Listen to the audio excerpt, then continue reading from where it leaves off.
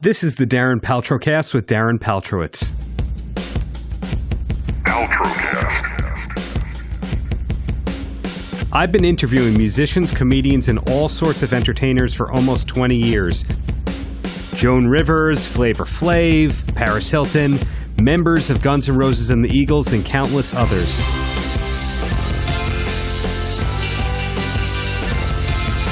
This show is about artists and why they do what they do. Paltrocast. On this edition of the Paltrocast, I spoke with three very interesting people who have new music to talk about. Derek Smalls, Cristina from Lacuna Coil, and Art Alexakis from Everclear. First up is my interview with Derek Smalls, who you probably first learned about from his work with Spinal Tap. Derek has a newish album out called Smalls Change, and in support of Smalls Change, he's doing a West Coast tour of the US and Canada, and that is called Lukewarm Water Live. Not the easiest one to say right there. But between the album and the tour, he has all sorts of collaborations going with the likes of Jane Lynch, the Snarky Puppy Horns, Steve Lukather from Toto, Dweezil Zappa, Paul Schaefer, Tenacious D, Donald Fagen from Steely Dan. Obviously, all sorts of people want to work with Derek, and I uncovered a bit of that in our phone conversation. Hope you enjoy that one. Hello, Darren. This is Derek. Hey, Derek, how's your day going there? I'm doing all right. I'm in London, so it's grey, of course, but otherwise it's fine. Like many, I would say millions of people, I've been inspired by your music and your bass playing for decades now, and it's great to see a new solo record from you. Is this Thanks. the first solo record that you've had since It's a Small World? Yes, well, that was really a super EP, but yeah, this is the first full-length piece that I've done. I had been in either Tap or other band situations. I joined as you may know, a Christian rock band for a time, Lamb's Blood. We had a top 25 Christian chart topper with a whole lot of Lord, and then I've been in some other band situations and done some other kinds of work. I did some television work. I was in the after 2009 when we played Glastonbury and Wembley Arena, and then phone stopped ringing, and I checked, and the telephone company said it wasn't on them. I went over to the Netherlands and became one of the judges on Rock ROK Stars with a Z, which beat the crap out of Dutch Idol over there. So I've done a few things, but it was when I was hanging out with a friend of mine, Eddie Dregs, over in Albania. He leads a near-death metal band called Chainsaw Vermin, and I thought I was subbing for the bass player who's got substance problems up the old canal. This is not the proper way to go out, is it? And I saw an advert for the the British Fund for Aging Rockers, which was set up to disperse some of the austerity money to aging rockers, hence the name. And that really was the way I got to be able to do this project. Well, how long ago was that you started making Smalls Change? The record started about three and a half years ago. It took a while to get all these guest stars roped in and on it, and we didn't have a meter running, so my producer and I could take our time with it, and record the orchestra in Budapest and all. It's a very large production, as you know, if you've heard it. So yeah, it took it, and then it came out, recently, and we thought, well, it was worth waiting for, and then now we're waiting again for whatever happens now. It seems to be a lot of waiting in life, doesn't there? Absolutely, and I think it was worth waiting for if you look at the all-star lineup that you have on the record, and you've also had at a performance or two. So when did you start to realize that Derek Smalls was an influential musician? Me? Well, I don't think of myself as so much as influential, just as inordinately famous is all. Whether people, try to. I didn't try to play like anybody else. I just, started strumming this instrument, then not really strumming. You don't strum it, but picking it or plucking it. And I think if people might be inspired to pick it up by me, that's more than enough for them to try to play like me, I wouldn't try to play like me, really. And this is the first time I've really heard you being called the former bassist of Spinal Tap. Is the chapter and the door, is that part of your career entirely over for a fact? Well, I think more the door than the chapter, not that doors have chapters, but if I was to make a choice, I'd say, yeah, that's, it had a good run. You say it's like a racehorse, you put it away before you have to shoot it. Yes, that's a great analogy. I really appreciate that honesty right there. But do you look back entirely favorably? No regrets? Oh, well, I think certainly I regret that we were managed by Ian Faith. He robbed us. Well, I don't know if you can still say this, but he robbed us blind. And that's no offense to the sightless people. But yeah, he even faked his own death and then charged us for the wake, and we were the only people who came to it, let's be fair, and we ate all the food. So, but still not really right. But, it's not my place to say this, but I don't do finger pointing. I save my fingers for more important work. I think it's possible for other people to say, maybe they were just too good. And all I can do is give people permission to say that. Well, it's interesting to see how many people from your past you've reconnected with in recent years.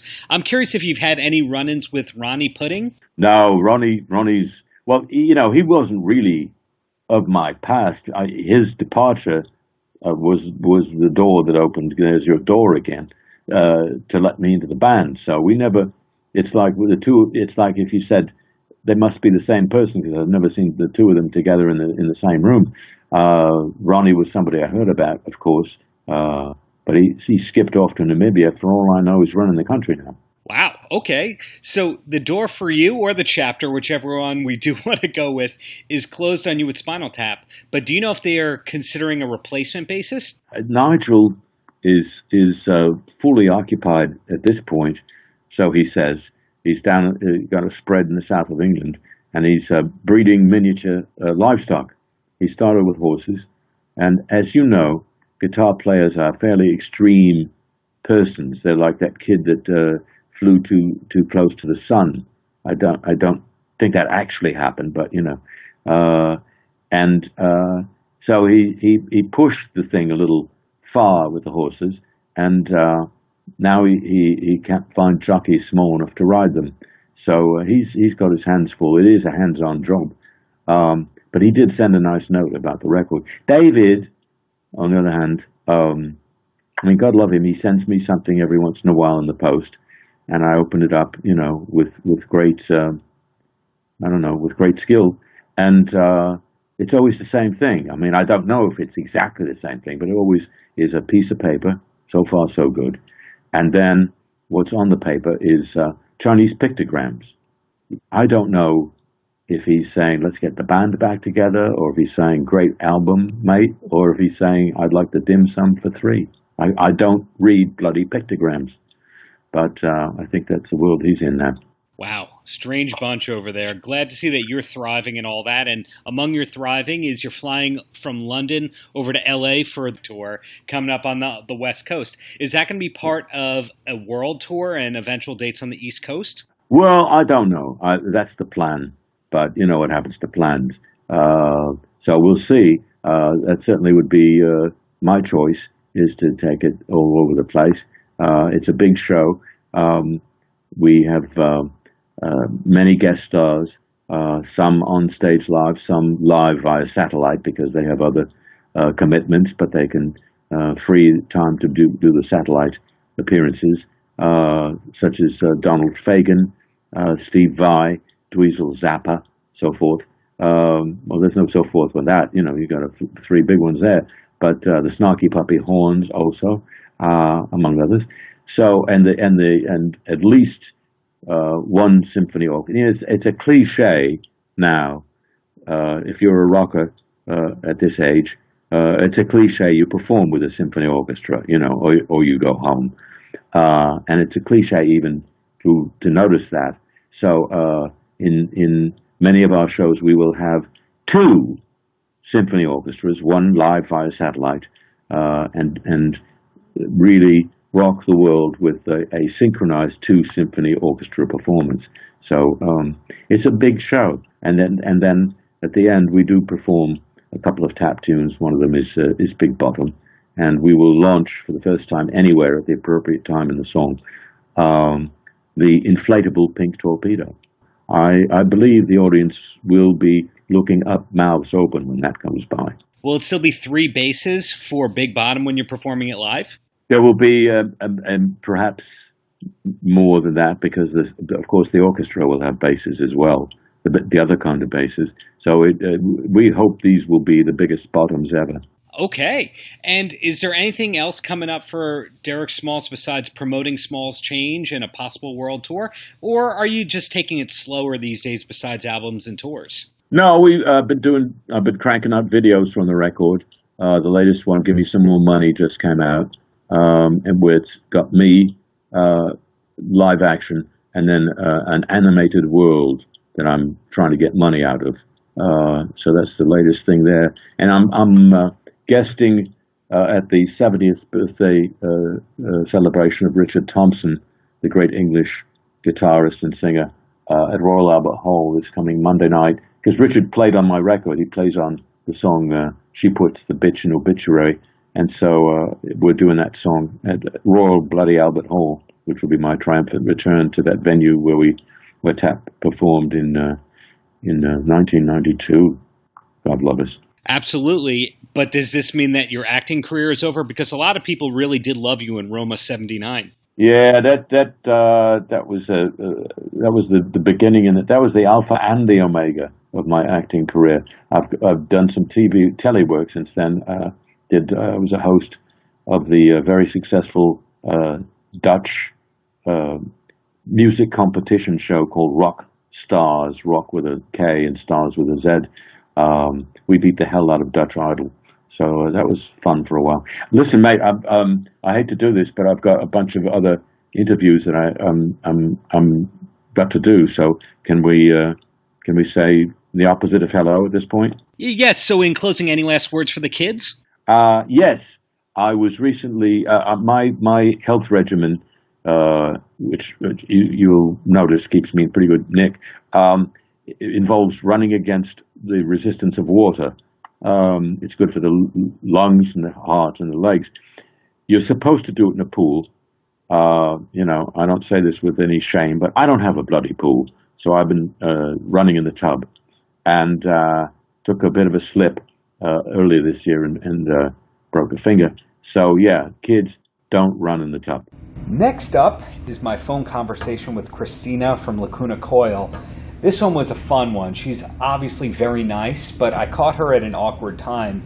The group was on tour in Texas, and a tire on their bus had just blown up. So I think she was waiting around going, are we going to make our next gig or not? But in spite of that, just such a positive disposition to her. And the new album by Lacuna Coil is called Black Anima. They will be on tour around the world in the coming months, so check them out when you can. Cristina? Hi, yes. Yes, hi, it's Darren for your interview. Still a good time for Hi. you? Yeah, it is actually a perfect time in a ironical way, because we just stop at a truck stopper because we blew up a tire. I'm sorry to hear that. Where are you stuck right now? Oh my God, I wish I knew. We're still in Texas somewhere. I don't know. I really don't know. Luckily, it's a day off, so at least we don't have to be at a venue today. But it still sucks. The joy of touring, I guess. Exactly. Well, I have to say congratulations on your new record. I know it was a long Thank time you so much. coming, and the reviews on it have been great. And it's yet another record you've done with Century Media. Not a lot of bands stick with the same record label for album after album. What is it that keeps you at Century Media? Because, in the beginning was about, the loyalty that you can have for someone that helped you out, that believed in you. Also the fact that we knew everyone working at Century Media. And it gave us that friendly vibe, which is always good, because you're talking to people and getting stuff done, just having a conversation. And that is the big difference, because when you're with a major, there are so many people involved, and sometimes you can't really talk face to face with one person and keep on doing this. So in the beginning it was this, and then we saw that they were just like working greatly for us, because they would take care of us, they would help us out to spread our music. And then we decided to re-sign with them because we had better conditions, and it went on and on like this. Of course, we got other proposals by other labels, but you never know. I mean, if you're just doing fine with one, you never know how it's going to be with the next one, because you could be the last one in order of importance instead of being the priority. Right, and you've been fortunate in being more successful with a label like Century Media than with a major label. So I'm curious, when you figured out that Lacuna Coil was going to have long-term success, even if you didn't have radio play immediately or major label backing? I think that we realized that things were going very good for us was when we did Ozfest in 2004. Because being a European band, we noticed that there was more and more interest in us, and we started to tour regularly from there in the US. And after the more popularity in the US, we started to play more in Europe. So I believe that when we kind of realized that this could be our job for real, and not just something that we have to do together with a job at home. But that's when we realized that something was happening. And I had the pleasure of interviewing Andrea a little while ago, and he was telling me that the first song on the album, that you came up with the melody, and that it kind of expanded into this overture. Is that true, that you just came up with a melody and then the rest of the band worked around that? No, we actually start from the music. It always starts from the music. Marco, our bass player, is the main composer and also producer of our latest two records. So he writes the music and then he passes it to Andrea and I, and we come up with vocal melodies, and we work with them together with Marco, that just like gets them and works them together with the music. And then it's a constant process, because if he likes something, he put it in the music, he sends it back to us. We give more idea, we bring more ideas to the table, and as soon as we are sure about the vocal line, we finalize the lyrics. But we always start from the music. Layers of Time is the first single off the album.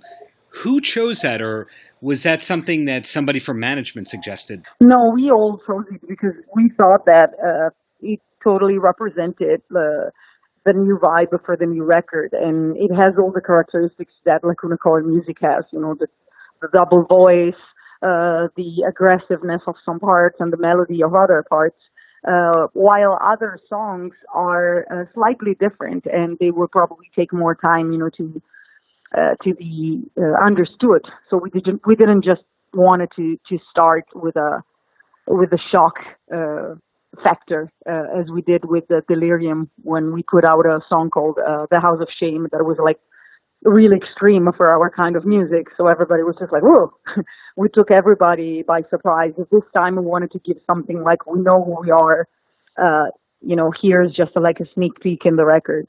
So we chose it. And you have a lot of touring coming up. I see dates all the way into late December, which is really incredible that you're able to stay so busy right away like that. A lot of bands have to wait around and go, who wants to take us on tour, but not you guys? Are you going to be playing a lot of the new album on the tour, or just a handful of songs? So far we're only playing 2 songs because we just want to play the songs that are out already on a video. So we play Layers of Time, and we play another song called Reckless, because people know them already. And we are just at the beginning of the cycle, and the record is not even out, so we just want to give everything out right now. And were there a lot more songs recorded for the album that made the album? Are there leftovers? Oh, there are a lot of leftovers, but we never really do complete songs that we don't use.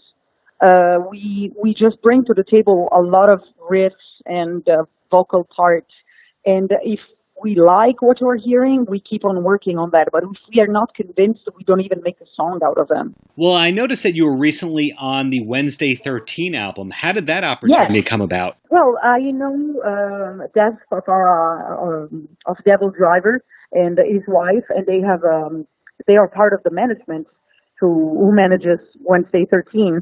So Anastasia sent me a message, and she told me that Wednesday would have loved to do this duet with me.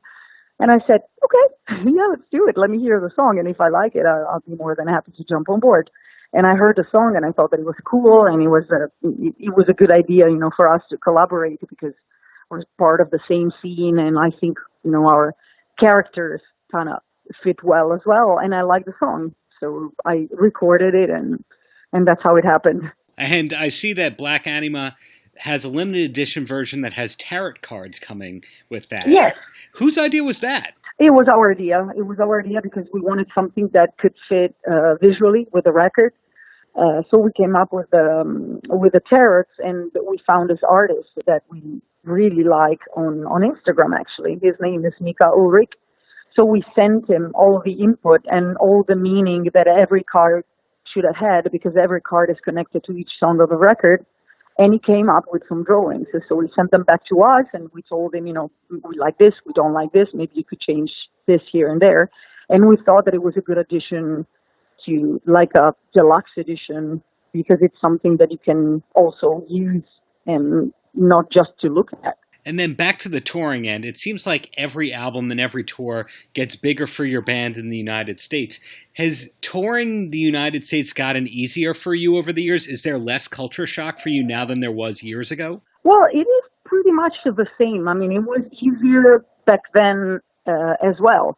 Because, if you have the luxury, as we have, to build a career, and this is something that is not happening, nowadays with the new bands, because people have a very short attention span, and they are always searching for something new. We are lucky because our base of fans is so solid. So there is no difference for us in terms of tour. We still tour with no problem. The bigger problem right now is to find free buses, because everybody's on the road. Because, of course, there is no more revenue from the selling of records, because nobody buys records anymore. A lot of people are just streaming songs. And, of course, the artists who are writing those songs have to find other ways to sustain themselves. And everybody's on the road, so you can play, you can get your fees from the shows, you can sell your merchandise. And, of course, you need a bus to go around. So, in closing, any last words for the kids? I really hope they will like Black Anima as much as we do, for real, because, we wrote it for ourselves, as every record we do, because it's our self-therapy, it's our way to express what we have inside and translate it in notes and words. But I really hope that we can connect with as many people out there, because I think there is a strong message into it, and it is basically the realization that it is okay to not to be okay sometimes, that we're all going through the same stuff, and we are not perfect. So sometimes failures are accepted, and we just have to be who we are. Last but not least is my interview with Art Alexakis from Everclear. It only took about 3 decades here, but Sun Songs is the first solo album from Art. But we spoke about this in our chat, in that there was an Everclear album that was supposed to be a solo album about 2 decades ago. We spoke about why that is, his health, what else is coming up for him, and a lot of the entrepreneurial things he's done over the years. Really nice guy, really a pleasure to talk with him, and I think you're really going to enjoy this one as well. Good day for you so far? Yeah, great day, dude. I'm excited. I'm like a little boy. They've been working on a pool in my backyard. We saved up for it for a while. And since, I don't know if you know, but I was diagnosed with MS a couple of years ago. And swimming is the best exercise for me because I don't get overheated. So they're out there actually shooting the concrete into my pool today. So I'm kind of like, me and my wife are like little kids. Really glad to hear that for your sake, given, how much you're on the road, that the person actually then gets to be comfortable at home as well. Absolutely, and we built a nice little like sanctuary for all three of us and our friends. It's not big, it's not fancy, but it's ours and it's private and it's pretty wonderful. So yeah, it's nice. You know, all the things that have happened in the last 2 years. I think it's made me even more grateful, which I think is good. Especially, you know, I don't know how old you are, but I'm in my late 50s, and it's gratitude is something I'm really really embracing for sure. Well, I'm in my late 30s, which would explain being a fan of Everclear for 20 to 25 years now, and There you having go. a bunch Yeah, of you're in the demographic, right? exactly. And, you know, your new solo record that's coming out soon is Sun Songs, but somebody that's been listening to for a long time would know that art equals Everclear. And for example, a song like AM Radio is clearly an Art solo song, yet that was 15 or so years ago, maybe even 20 years ago. So I'm curious if any of the previous Everclear albums almost became Art solo albums. That album, Songs from an American Movie Volume 1. That album, I recorded the basics for most of those songs, including AM Radio, in 1998. And I was going to put it out in 99 on Capitol. And I played it for my management and my label and my band. The guys in Everclear wanted to hear it. And then all four of them, including my A&R guy, man, they all like flew to my house unbeknownst to me and showed up and just said, we're begging you to make this an Everclear record. Please make this an Everclear record. Please let us play on this record. Please use these guys on this record. And I'm just like, okay. But the thing about it was I'd used other musicians, so it really wasn't that far of a stretch from Everclear. That's why this record that's coming out is different. It's just me. It's just me playing everything, all the instruments, all the vocals, just me. So in that way, it really is a solo record. Well, playing it the other way around, when you were making it, did you know that it was going to be a solo album, or did it initially start as an Everclear record? No, this started as a solo record. I wanted to make a solo record. I wanted to do something different. We've made 9 studio albums, and then if you count up all the other tracks, at least another album. And I did albums for bands of mine before as well. So I've probably made 12 or 13 records over the years. That just didn't sound exciting to me to do it again or fun, you know. I wanted to do something different. And going in the studio with just me and my friend Stuart, who's co-producer and engineer, and mixed it. We just went in together and figured it out over a year. We found time when we could do it. You know, I'm still touring and doing a lot of shows with Everclear, and that's my main priority. But I wanted to do this when I had time, and then we got finished with it before tour this year, and the label wanted to put it out in October, and you know that seemed a long ways away back in May, but now it's 2-3 weeks away. So it's starting to seem pretty real. But I love the artwork. This poster guy, he's a street artist, street poster artist. His name is Morley in L.A. He's got about I think he's got 2 or 3 books of his artwork and stuff. And I'm a fan, and he's a fan, and he did the album cover for me. And it's totally different than anything I've ever done before. And I just think it's really cool and fun. Somebody in general who's been following you a long time knows that you've taken a lot of chances. Even if you were consistent with doing those 11 or 12 albums over the years, you were doing, DJ work on Sirius XM before it was kind of the norm for artists to be doing that. And you launched your own package tour at a time when it wasn't exactly the norm to be doing that. So I would argue that you've always been doing things to your own beat. Oh, well, no, there's no argument there. I would agree with that. I do things when I think they're the right thing to do. Sometimes often it's before other people have really kicked in, which is not always the best financial system, but and sometimes it's after the fact. But yeah, I've done that. I've kind of walked to the beat of my own drum. My mom taught me to do that, I think, through example, and I've tried to impart that to my daughters as well, as has my wife. So we're very proud of our youngest daughter. Well, my youngest daughter, her only daughter, Arizona, is going to turn 12 in November. She's an artist, and she's got her first show, her first opening. She's part of an opening, an art exposition about migrant people coming to the state, to the U.S. that are stuck at the border, and she did a really powerful picture painting, and that show starts Friday. So we're very proud.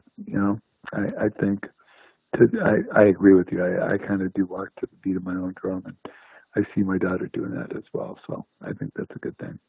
And another thing that you did before a lot of other people did was a covers album. Now it's kind of the norm of, I would say, after the second album doesn't work out, that people go to the covers kind of route. But even, going back when you did the Thin Lizzy cover on the Kiss soundtrack, it seems like you knew ahead of the game to be a business person and not just a songwriter. Were you entrepreneurial in the earliest days of Everclear, or is that just something that you had to learn to do to adapt? Well, I learned to do it to adapt before Everclear with Colorfinger, the band before Everclear, and the Easy Hose, the band before that. I was on a record label that I started myself because no one would touch my stuff. They thought it wasn't commercial enough, it wasn't butt rock enough, it wasn't this and that, and and I was doing stuff very close to what early Everclear sounded like, back in the late 80s, early 90s.